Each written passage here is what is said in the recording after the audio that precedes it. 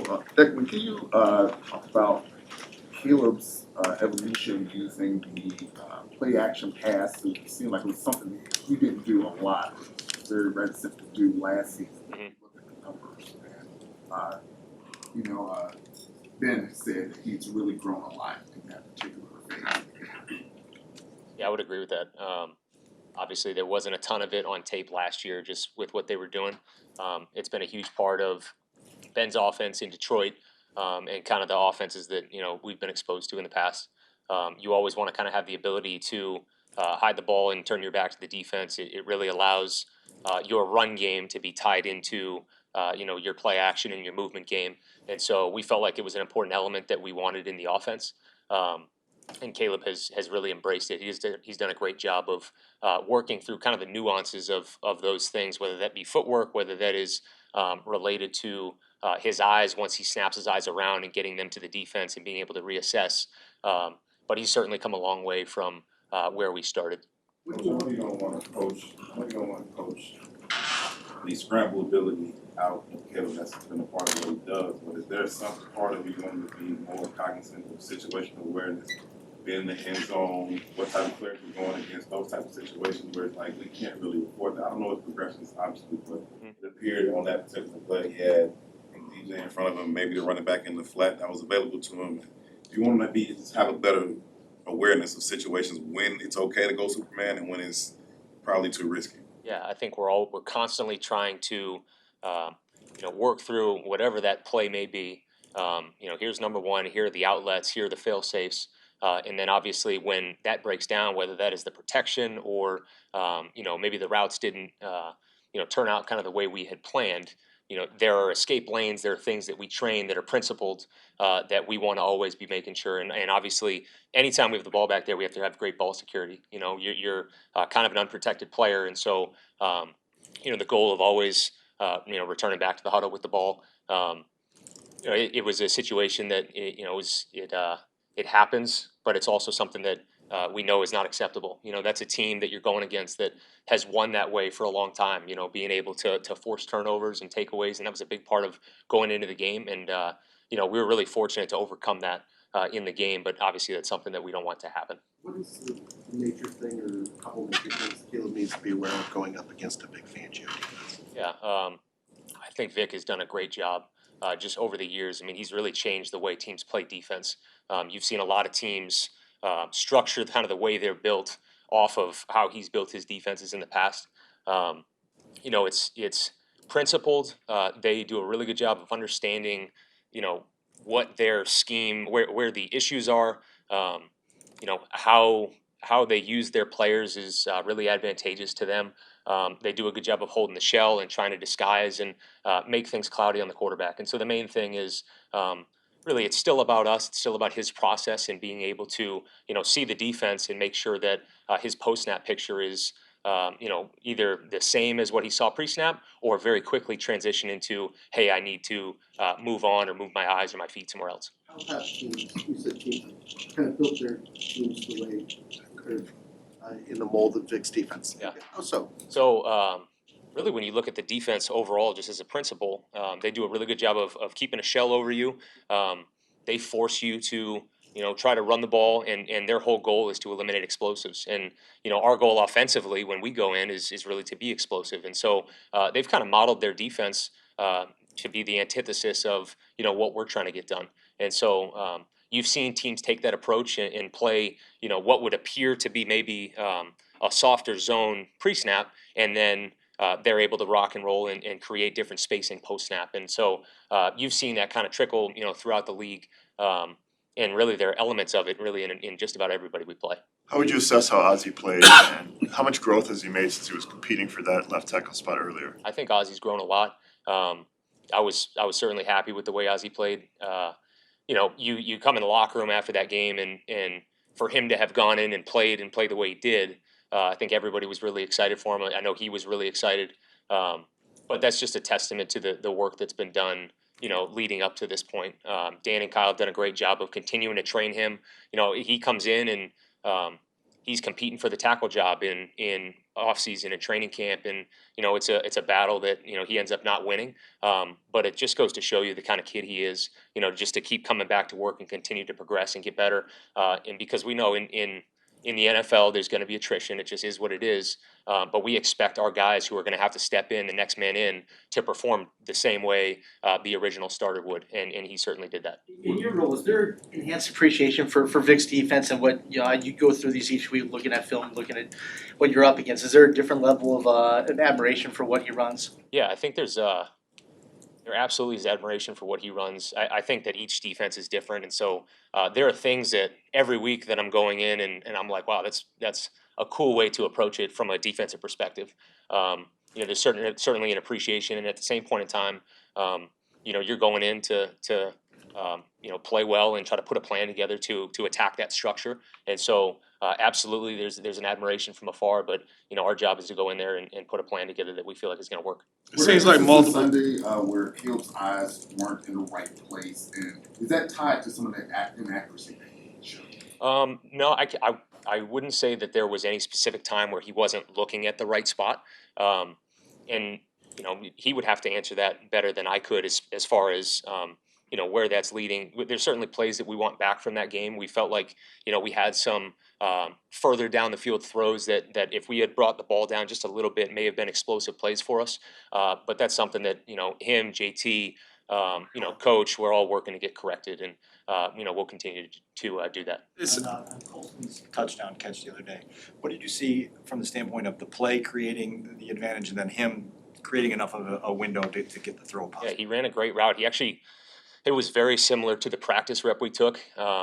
He took one against our defense, and he did a great job of really threatening the defender to his outside half and forcing him to flip his hips. A lot of times guys who are running that route, they don't go far enough because they're kind of afraid to be walled. He's a big dude who's not afraid to try to use his speed to create leverage. Did a great job of pressing the outside half. He got that guy to flip, and then he came back at a friendly angle. He's a very friendly target to throw to. I know the quarterbacks love throwing to him. There's a reason he went where he did in the draft. There's a reason that we like having him around. But he ran a great route and made a great play. There are times during the game where you see Caleb use different arm angles to get the ball around defensive linemen. While that's a great skill, it seems like sometimes that puts the ball behind the receiver. How do you improve, not taking that away, but improve you're using that talent that you have, but you have to still lead your receiver? Yeah, I think every quarterback is different. It's all about ball location at the end of the day. And so we want him to play within the rhythm of what we're asking him in the concept. At times, there are going to be off-platform throws where there's a guy in your face, or I'm on the move, or something like that. You're trying to limit those as best you can with the protection being clean and giving him a pocket to operate from. And yet, at the same point in time, that's why he's a guy that gets taken first overall, is because he does have the ability to play from some different arm slots. But that's something that every snap, it's different. Like. We want to try to eliminate the variation there, and yet if he has to step up and make a funny body throw, the biggest thing is that the ball location is premium. Have you seen that improve this season? Because it seemed like early in the year there were a lot of those tip passes that were getting tipped to the line. We haven't seen a lot of those recently. I think it's improved. I think his eyes have improved. His feet have improved. They've gotten better every week. You go back to the tape every week, and there are plays where you're like, man, this is what it looks like. You know what I mean? This is what we want all the time. And then there are still plays that you're like, okay, this isn't what we want. Okay, this is how we want it, and he's very receptive to all that. And so that's been awesome. It's been great to work with him. He's a guy who's very hungry for growth. He's very hungry to hear feedback, and he wants to improve. And that's really the first step in a lot of steps. What jumps out? That Eagles defense has really good edge players, but they've also got really good interior guys. And as far as Jordan Davis, if you look at that, what becomes the main priority in terms of making sure this is locked? Obviously, you want to get it all, but what becomes more of a priority, the interior guys we have or the edge guys? I think each of those are their own individual matchups, and so you have to approach them that way. I think both the interior players and the edge players are really talented, as is a lot of the rest of the defense. They have a lot of blue chip players over there that play good football, and they're smart.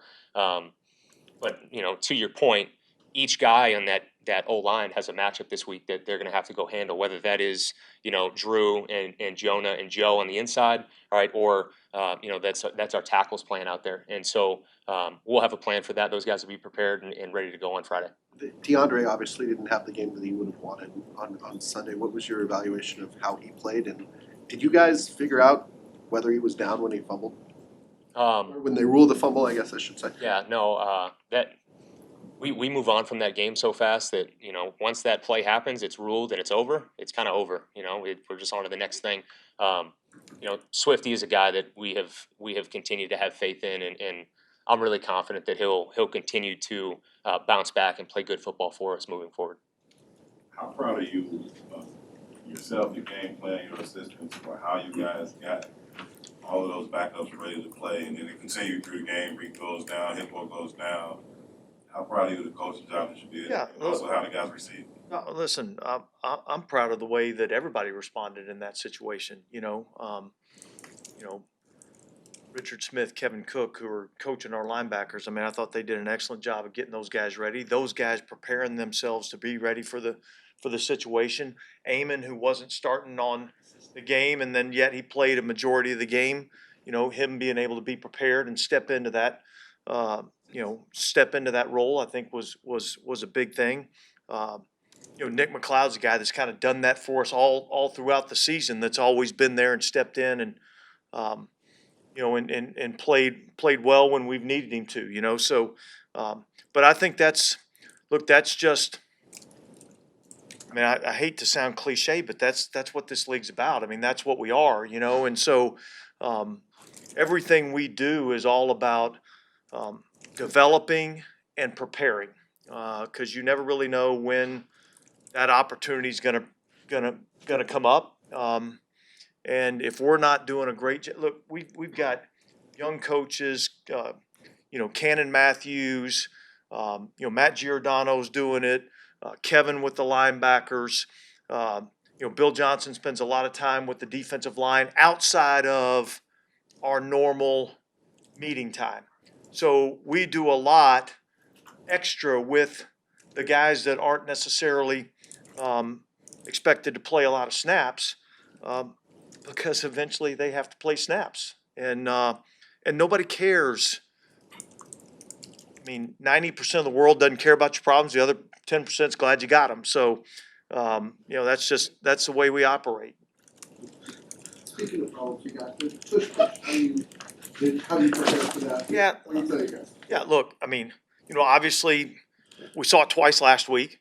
And the thing that makes it even more challenging is that they've got several plays off of it, So, it's a tough play to stop. I think this team runs it better than anybody else in the league.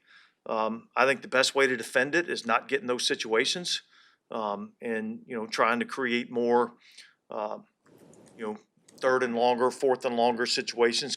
Keeps them out of those type situations. But it's certainly, it's a difficult play to stop. We've seen defenses go to extremes to try to stop it, laying the guy down, having guys jumping over We won't have anybody laying down. nobody. How about setting him over the top, flag through the air? Yeah, look, we do have a plan, in place, and we feel like it's a good solid plan in terms of not only trying to stop that play, but all the plays that come off of it, and that's what makes it even more difficult to stop. How would you Kyler characterize- comes back this week. Kyler comes back this week, the way CJ has to play. I mean, it's a good problem to have. I'm sure you figure it out. But what are you thinking in terms of how you go about deploying? Yeah, look, I mean, obviously, we're going through the game plan process and putting all that stuff together. And like you said, it's a good problem to have. And we'll have a plan to try to utilize all the pieces that we have to the puzzle. We'll try to utilize those to the best of our ability to try to get ourselves in the best position to be successful. And so, it's no different than the offensive coach that you've got all these offensive weapons. There's only one football. How do you distribute the ball to all of them? At some point, everybody's going to have a role to play. What that role is going to be from week to week may change. But we'll have a plan in place.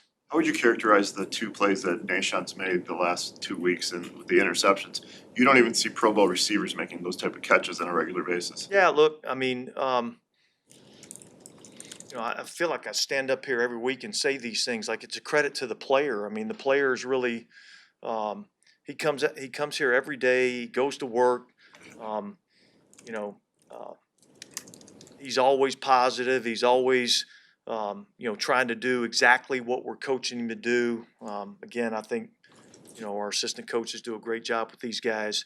But I think if you're smart, and you got some talent and you're willing to work, then I think us as coaches and the staff that Ben's put together, I think we can help you become a better football player. And I think he's exactly that. I mean, he's smart, he's got athletic ability, and he works extremely hard. And when you put those three things together, you tend to improve. Another really good problem to have, but it's been something Tyreek's injury, but Jalen comes back.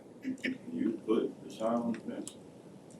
Well, look, again, like I just said, like everybody's going to have a role. He's certainly earned the right to play.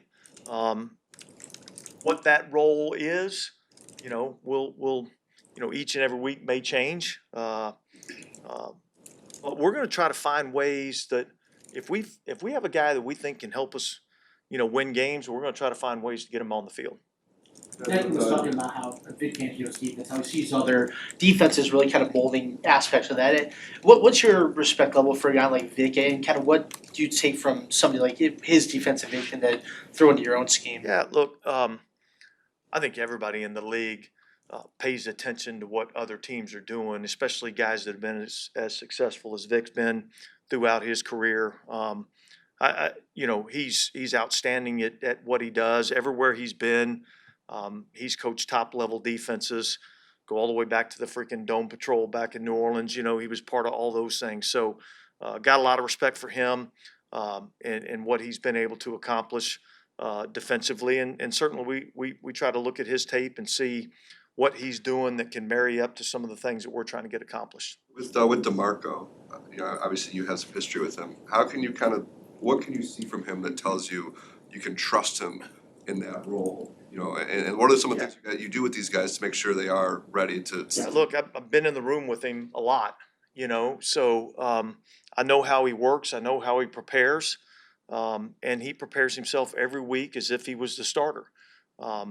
And so it just so happens that last week he kind of knew early in the week that this was going to be the role that he was going to be in, and he had a lot of time to get himself ready and prepare. But you can't do that in 1 week. You do that throughout the course of the entire season, with how you prepare each and every week and how you study the game plan and how you pay attention in the meetings. It's a nonstop process. It's not like you just find out on Monday, hey, I'm going to be playing, and here we go. We get ready to play. It's constant, striving for daily improvement in all areas. So, I felt confident in our guys going out there and playing, just because I know the amount of work that they put in. And look, it's not always perfect, but I thought those guys, Eamon, I thought stepped in and did a really nice job, cut it loose out there, and had a lot of production for us. So I think that's what we're trying to build here, where everybody feels like they've got they're part of this, and they've got a piece, and they have an accountability to each other because, we're all counting on everybody in this room, and so. Well, not everybody in this room. We're all counting on everybody in this room. But, I'm dependent on all these assistant coaches doing a great job and coaching their guys to the best of their ability. They're dependent on their players going out and performing. Each player is dependent upon their teammate when they're called upon to go in there and play. And I don't care whether you're the starter, all right, or you're the last guy on the practice squad. You got to come in here every day trying to improve because you never know, you're one hangnail away from being in the game. What do you remember about Saquon last year? Against you guys? Listen, here's the thing about Saquon, okay? every time he touches the ball, he's a threat to go all the way. And that's really kind of how that game played out. You know, I thought we did a pretty good job on him for a majority of the game. You know, he hit one crease, and I think it was 66 yards or something like that. You know, but that was kind of how that game played out. You know, it was a back and forth game, and you know, they are an explosive offense. They have explosive players and guys that can you know, really hurt you both in the passing game and in the running game. And so, you know, it's going to take, you know, every play you got to be on your P's and Q's, because if you're not, they can take advantage of it. All right, thanks, guys. Thank you. Afternoon. I'm great. How are you? Good. Go ahead, shoot. What's the key to a good dirty ball? The key? That it hits in the landing zone, that it bounces more than once. But we got a lot of different things in our arsenal, as I told you guys before. So we'll just keep rocking and rolling and hope to play good kickoff coverage this week. Ideally, do you want it hitting at the 19.5, or are there different kinds of dirty balls where it can go a little deeper than that? Yeah, I mean, we studied the whole league with it. You have to be careful with it. Obviously, the guys out in LA, they do a lot of it. All right, and it affects your field goal percentage too, because it's two different leg swings. So you're teaching the kicker to do two different things. So you have to be careful with that out in LA. That got to them a little bit, and it's got to different teams around the league at times. So you just have to master it and use it when you need it. Like I said, we have all different type of tools and things that we use in order to win ball games, and that just happened to be something we used last week. I've seen it described as a knuckleball. Are there different spins that kickers put on it? Yeah, they can. I mean, it's different kickers. Kickers are like golfers, so everybody's swing is different. Everybody, the way they approach the ball is different. Everybody's steps are different.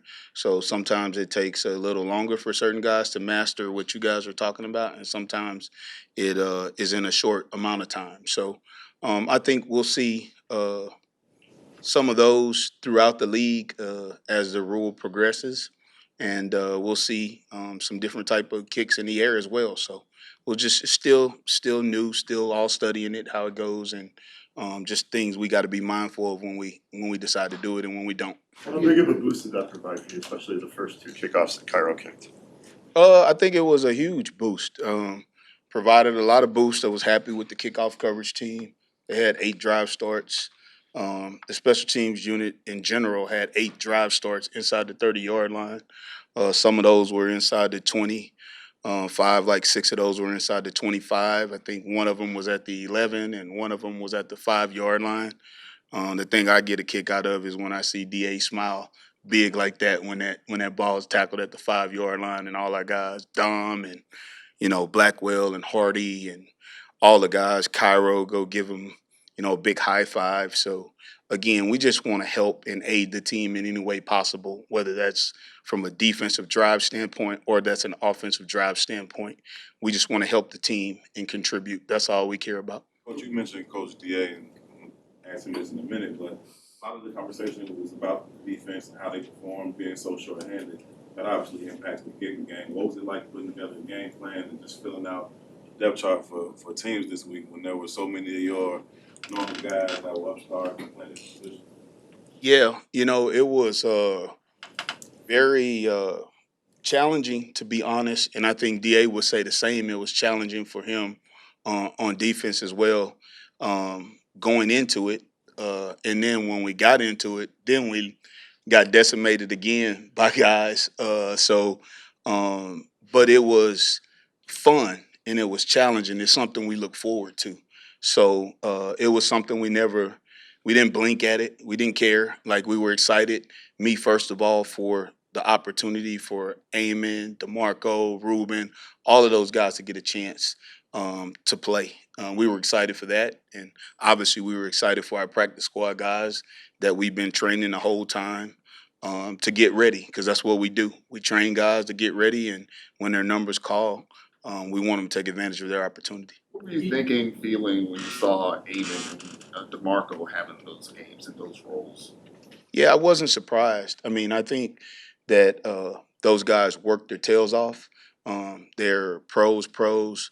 They're very intelligent players. They care a lot about helping the football team. You have to be selfless in order to know your role and play special teams in the first place. So you have to be a selfless individual. Um, Here it's a thankful job. At some places it's a thankless job. People don't always say anything about it, but here it's totally different. Those guys are appreciated. Coach Johnson appreciates them. The whole team does. So my feeling and everyone else's feeling was pure excitement for them, and then pure excitement for guys like Nico and those guys that got a chance to step up. And boy, did he take advantage of his opportunity.